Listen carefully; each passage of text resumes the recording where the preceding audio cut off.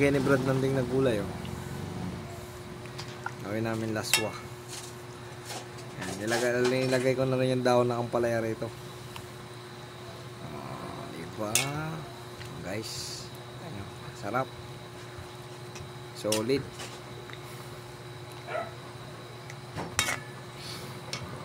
Nana natin apoy. Sunod natin yung malunggay. Ayan, malunggay, oh.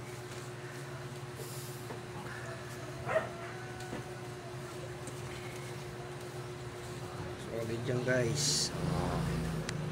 Dami. So, sobrang sustansya talaga nito.